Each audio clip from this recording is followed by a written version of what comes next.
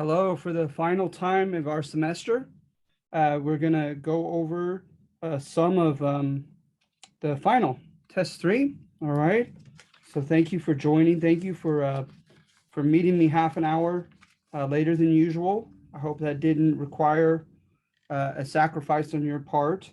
I had things to tend to out of town for my other job, my other teaching job. So I got back as quickly as I could. Thank you and sorry. And as I'm getting the names down, remember that after I go over that which I feel was not, pretty cut and dry to be found and gleaned from the assignments, you are free to ask me any specific questions. All right, and I will address them. So we're going to switch to that in just a moment after I make sure that you get your credit for an extra, it's the word I'm thinking of, the when you get extra points, right, added to your raw score, your extra curve, right? In addition to it being a 35 question test, you get the last 15. So you guys will get 20. All right. So let's see here.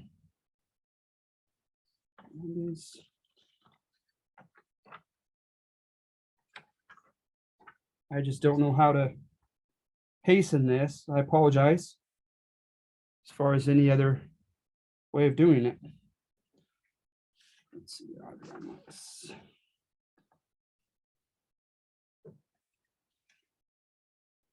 Almost done.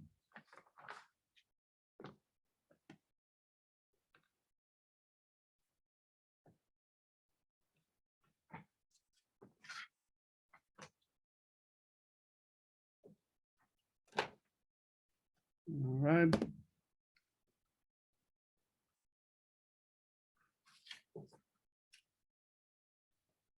And we have a good number for the final one of the semester as well. That's very impressive. Let's see here.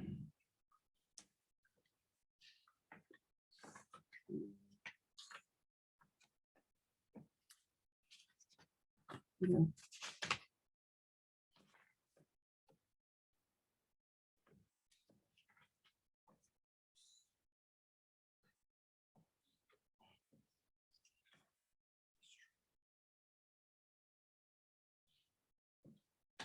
All right. So we're going to share the screen with the final. All right. So looking at this, the first ones come right off of the Jacksonian era assignment. All right. And so the initial part of that section, remember this, just a single section, argumentative one on this one. And it begins, kind of does a 180 midway through it, right? Or about a third through it. At first, it praises Jackson's time period.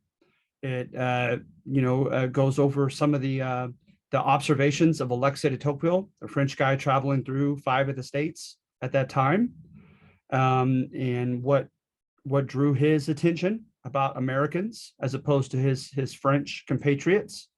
And then also some of the actual concrete changes that happened politically during this time period, right? So when you look at number 1, A is true, and you'll find that in any book on Andrew Jackson. The direct election of electors is true, a C, and increased popular participation absolutely has been attested and has withstood the test of revisionist history pretty well. So all those are true except B. We still have the electoral system, so obviously they didn't scratch that. All right, and that's ironically the one you would pick because it's the one that's not right. It was not democratic in that most democratic changes benefited only white men, absolutely. Sometimes minorities suffered from the tyranny of the majority. That was put in there, that exact phrase, paraphrasing or just directly phrasing de Tocqueville. To an extent, populism reigned, absolutely. So that's all the above. So populism, I believe I spoke about that, and it's in there on number 3. Like I said, I don't want to go over all of them. Number 4 is in there as far as Andrew Jackson and his electability, for lack of a better way of putting it. Alexa de Tocqueville. I think you could somewhat glean from the assignment. Sorry, I don't know that. Oh, sorry. My machine here thought I was calling her with a similar name. No, but with de Tocqueville, right? I mentioned in the lecture component to it that it was not unequivocal praise, right? He definitely had reservations, qualifications for the democratic changes that he was observing amongst Americans of that generation. And I mentioned that in particular, he wanted to be sure that judges remained an appointed rather than an elected office, so that they didn't feel pressure to make popular decisions, but could try to curb the enthusiasm of the majority as kind of a check and balance type thing. Okay. The Trail of Tears is pretty thoroughly included in that assignment on number 6.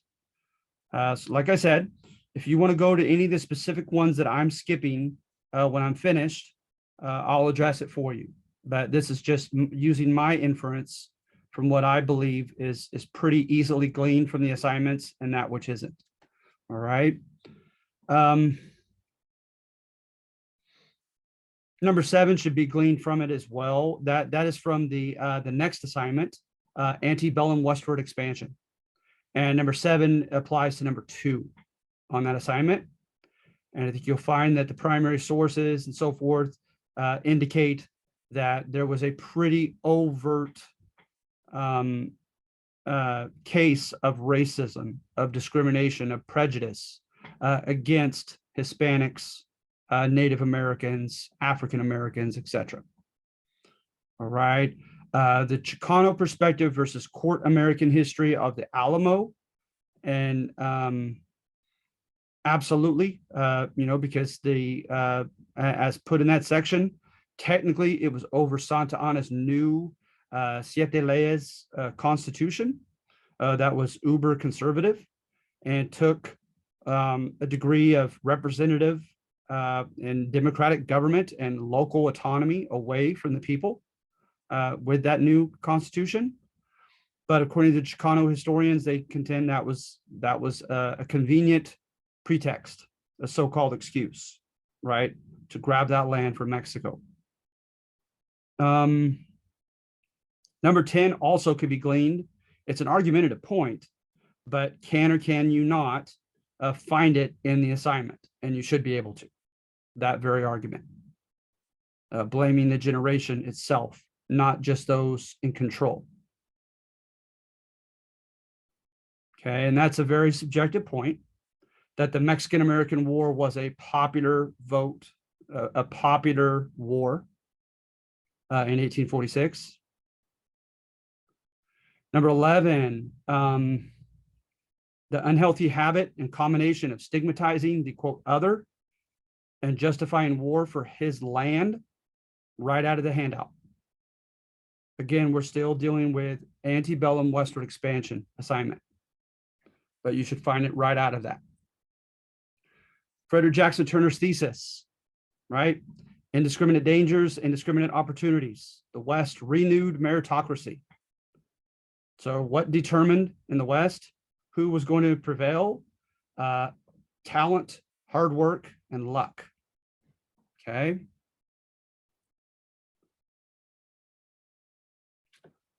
So the next couple, you're looking for that which you could just use common sense, that which, perhaps supports Turner's thesis, or could be used to support Turner's thesis, and that which cannot. And so, you find entrepreneurial opportunities, mining the miners, as we talked about it, extracting mineral wealth. Excuse me. Excuse me. Areas in which there literally was a a lack of institutional infrastructure like sheriff's departments and police departments, etc. Absolutely. Those would all arguably be used to support Turner's thesis. What about discrimination? What about discriminatory foreign miners taxes, etc.? Not at all, right? Because that doesn't convey the fact of equality of opportunity, but that shows just the opposite, right? That some faced obstacles, artificial man-made obstacles that that deprive them of such. Okay. Number 16, the instructor mentioned economic and demographic changes, as well as a religious awakening, a transcendental movement, and a return to Enlightenment principles, and explaining evidence for antebellum idealism. Yes. Remember, I mentioned Maslow's hierarchy of needs and just the simple thesis, and it's certainly not mine. I've read it, that people were their lifestyle materially was vastly improving by this time, and so they had the opportunity to think more on more esoteric things, like trying to improve man, improve society, etc. Okay. And let's see here. I mentioned all of those, or I tried to, if not in the written form, in the lecture form, number 17, to save the nuclear family from dysfunction, to help, to protest against bourgeois conformity, people living in these new burgeoning cities and becoming kind of robots in them, right? Like Henry David Thoreau was worried about. Ties to the Civil War, depicting an out of the ordinary, anomalously idealistic generation. Absolutely. So all those are true. And antebellum reforms, I know I mentioned the first one, prison and asylum reform, with an emphasis on rehabilitation. Public educational campaign, absolutely. Aimed to socialize and improve the individual, absolutely. What I may or may not have mentioned were the utopian movements. They tried them in New Harmony, Indiana, in Oneida, New York, etc. And utopia, right, literally means no place, because it's like too good to be true. They tried to form these perfect societies in the antebellum period. Some of these, especially like transcendentalists and those intellectual hippies, as I call them. It's amazing. It's intriguing to find that some of them, kind of like earlier Thomas Jefferson, felt like there was almost a mathematical equation for happiness and completion, a feeling of just completion and fulfillment in life. And so, they would have so many hours, they put it down to a science, so many hours a week of engaging in manual labor, so many hours in serving your fellow man, so many hours of silent, introspective isolation, so many hours of reading and learning with education, and so forth. They had it down to a science. And so, yes, that was part of the antebellum era of ferment. Temperance movement was against alcohol. I know I mentioned that. Sabbath movement, I may or may not have, but try to make Sunday holy, and as opposed to Saturday from the Old Testament with the Hebrews, Sunday being the day that Jesus, was supposed to have risen from the dead. The abolitionist movement, sharing a fixation with self-restraint, all that. So all that is true as well on 18.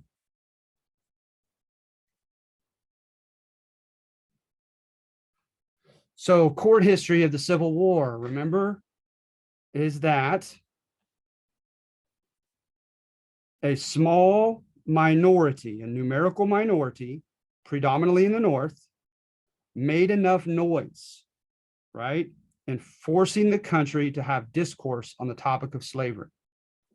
Then, while they were rocking the boat, this idealistic minority from the North, right, the abolitionists in particular, and other reformers of the antebellum era, the West began opening up at the end of the Mexican-American War, and it opened up a can of worms as far as what to do about slavery now in these new Western territories that would become states and integrated as such.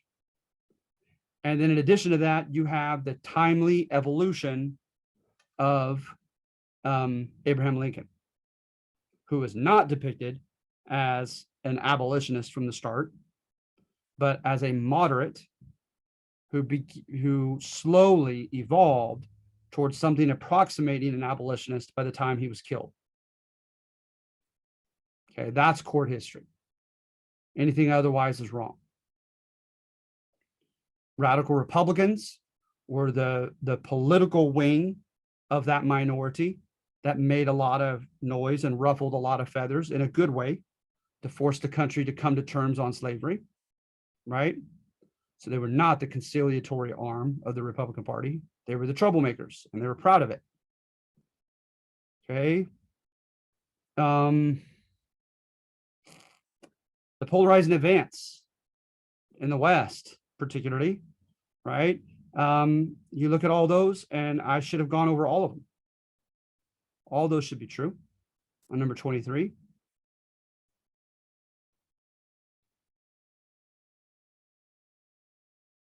All right. 24, revisionist history portrays the Civil War as a moral crusade against the institution and practice of slavery. No, that's court history. Revisionist is much more cynical, right? It includes, as you see on number 25, racism and discrimination in the North, as well as in the South. Declarations by President Lincoln and Congress that combating slavery was not their primary concern. Sadly, those exist. Written evidence that key political leaders stressed the need for African Americans men's military help. That too can be found. So it'd be all the above for revisionist history of the Civil War. Revisionist data against Abraham Lincoln. All those could be found on number 2 on the alleged causes of the Civil War, except for D. He did place a couple radical Republicans in his cabinet. So D is the one that doesn't fit.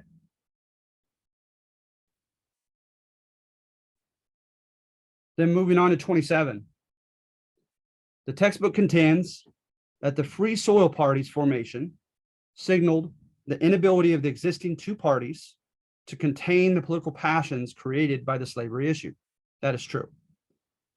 And had you used the textbook, you'd be familiar with that. You could read it. This is kind of just an FYI question, not very deep. Antietam, according to the text, hosted the war's bloodiest day of battle. That is true.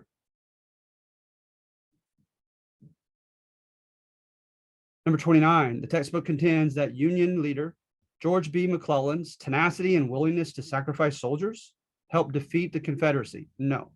Who did they say that about? Ulysses S. Grant. Okay.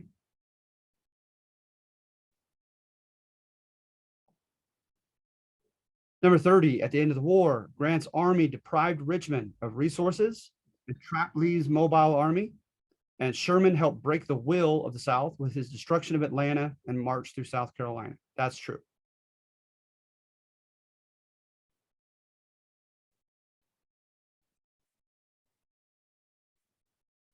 All right.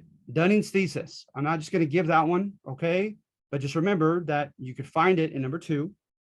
And William Dunning, as an historian from the South, said that the North did what it did for African Americans, not out of altruism, not out of humanitarian concern for them, but to simply punish and weaken the white South. They did it with the wrong intentions, with the wrong motives. All right.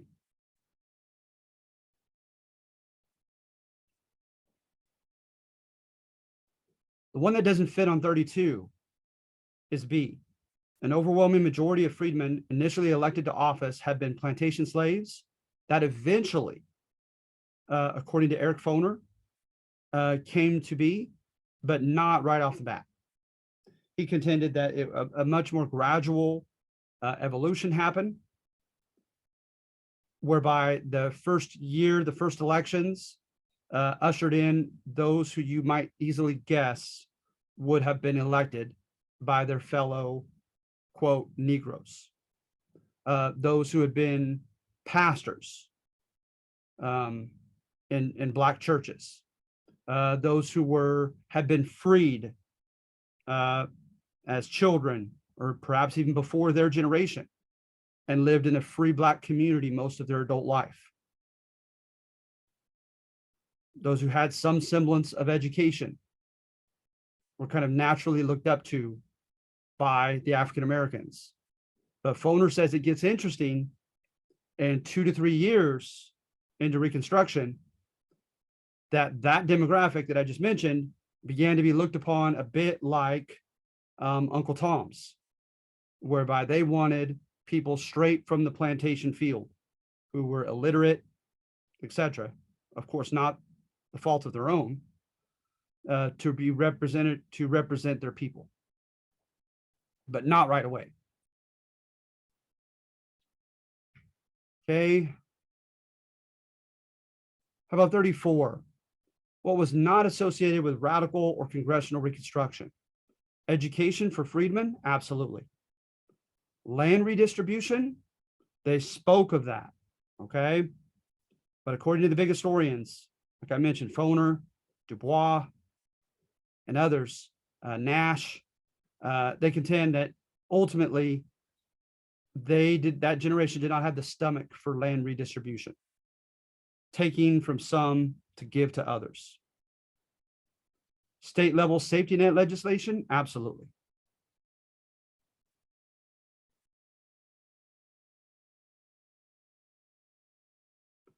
And I know I mentioned the answer to number 35 in my final lecture. And you should know from that that one would be all the above.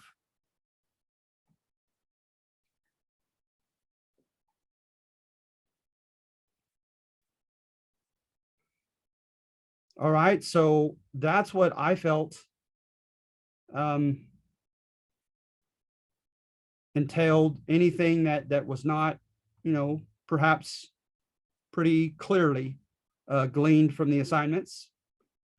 But maybe I overlooked one. Maybe I was mistaken. Does anybody have any other specific questions?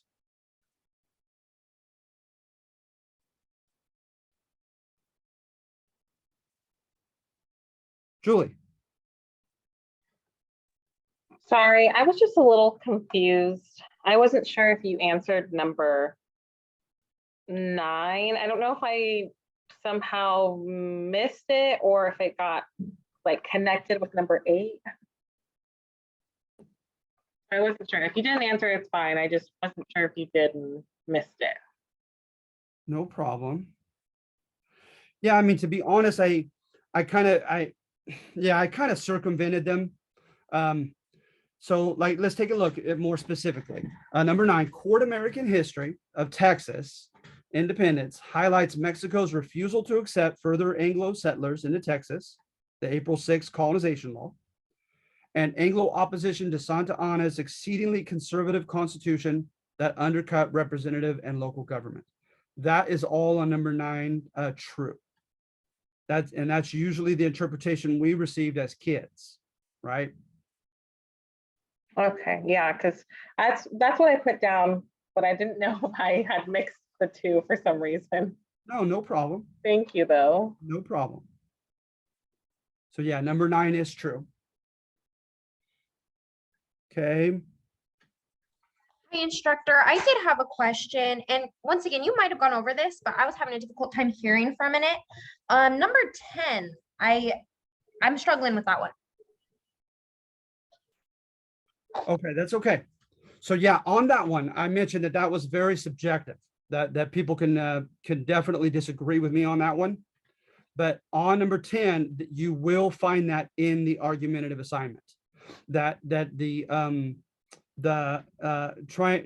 kind of suggesting, right, that we don't know just to what extent who was leading whom during the Mexican-American War. That it's easy to vilify people like James K. Polk, the president, who made it known he wanted Mexican California, and he virtually picked a fight to get it. But there's also ample evidence to suggest that he made that clear before he even ran for president. That was partly why he won for president, and that there was a lot of evidence of the popularity of his decisions, so that he felt, if anything, excused or even pressured by his generation to take that land. And so that I do make that argument. Okay. So yeah, so with number 10, that's intended to be true. Thank you so much. Uh-huh.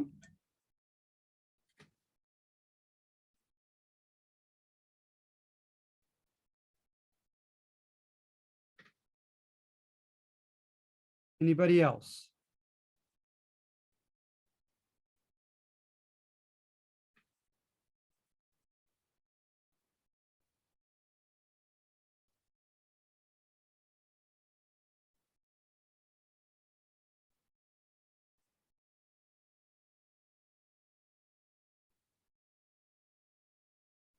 All right. Well, know that if I find you, I think the rationale, I had to go back to the syllabus. But if I find you within 10 points, especially around 5 points of the ascending grade in your final accumulated, set of points, I reserve the right in the syllabus to bump you up. All right. So just do the best you can. But I believe you guys can and will do well on this one.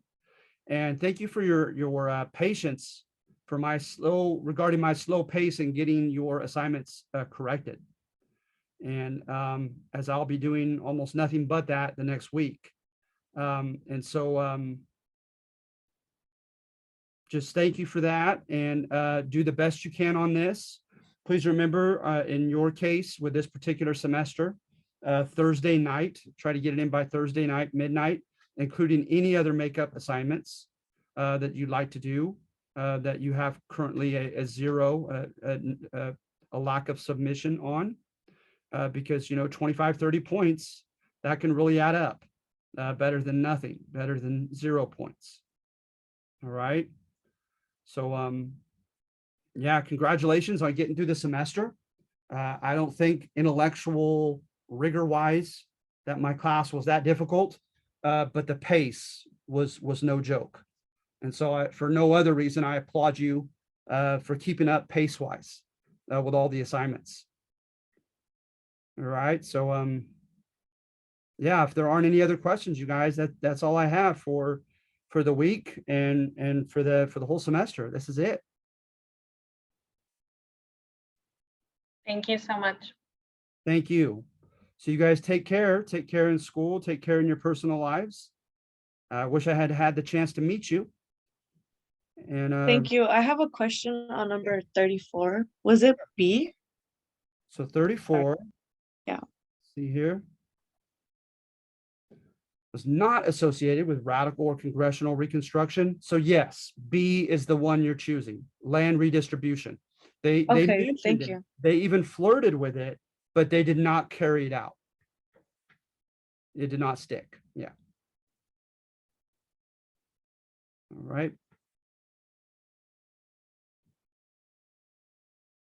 All right. So thank you, you guys. You guys take care.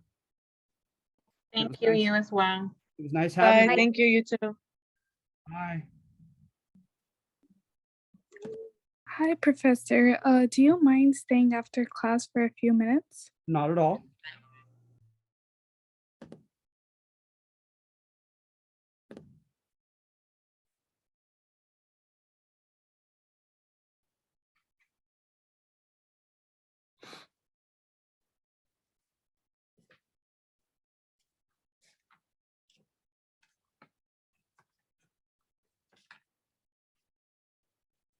All right. So who was that asked me, hon? Oh, Ravinder? Hi, Ravinder. Yeah, so I actually had a question. So I sent in an email last week through Canvas about my assignments, but I'm not sure if you got to it because I did send a follow-up one earlier this week as well. Yeah, I'm not sure if I have or not. What here, I'll write it down because I gotta catch up on my emails. Now, was it a bona fide email or was it Canvas message? It was Canvas message. Oh, okay. Yeah, but now that you're just here, I think you can just answer my question instead of like going back to the email. Sure. So what I wanted to ask was that I had a couple of missing assignments that I needed to make up, and I did make them up and turn them in today.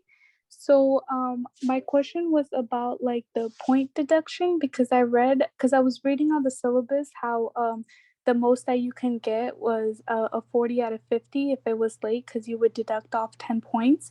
But then the announcement said it was so like according to the announcement, like the best that you can probably get is like a 30 out of 50 now. Yeah, you know what?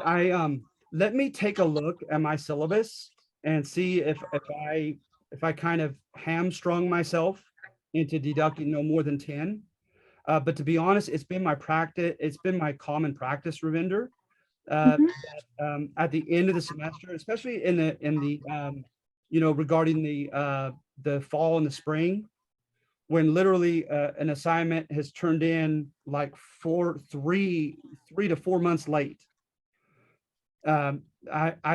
It just made common sense to me to deduct 10 more points at the Okay. very end of the semester. But Mhm. to me, it was no fair treating that person the same as someone who turned it in at 12:15 in the middle of the night and it was just 15 minutes late. You know what I mean? Okay. Yeah. Close to 3 to 4 months late. Yeah. So I just kind of give myself that latitude. But let me look at the wording that I have in my syllabus and see if I still, feel like I have that latitude, or if I need to change something in my syllabus, and in the meantime, need to go no lower than 40. Oh, okay, yeah. Yeah, because for me, it was like a couple of assignments. I think it was around like 3 assignments, and I actually turned them in all today because I was at the library and I needed to use the library computer since mine was not working. Mhm. And I've been using the MJC one, the one that you can borrow. Sure. However, it was like glitching, so I just went to the library and then I just turned them in all today. So do you want me to like send you like a follow-up email just to remind you or anything like that? Yeah, if you don't mind. Yeah, if you Yeah. don't mind, that would be great. Yeah, okay, so I can go ahead and do that just to remind you.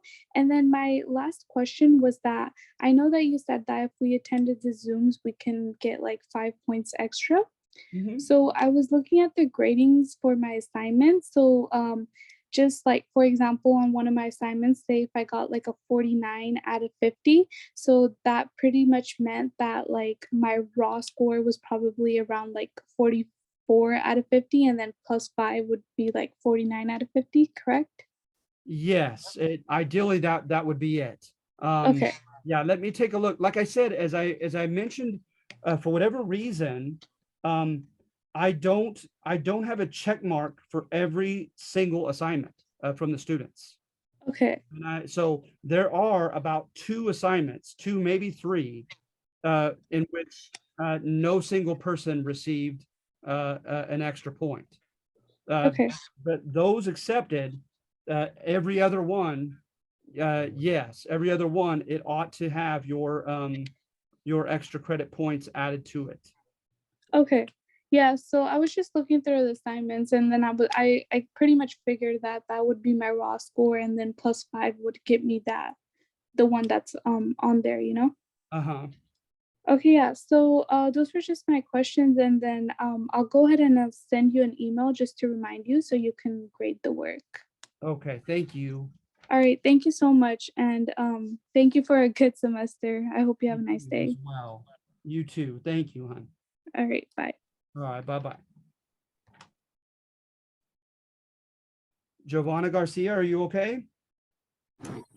Yes. All right, so do you have any final questions before I go ahead and end the Zoom? No, I'm good. Thank you All right, you're for welcome. everything. All right, Okay. take care. Bye. You Bye-bye. too. Bye.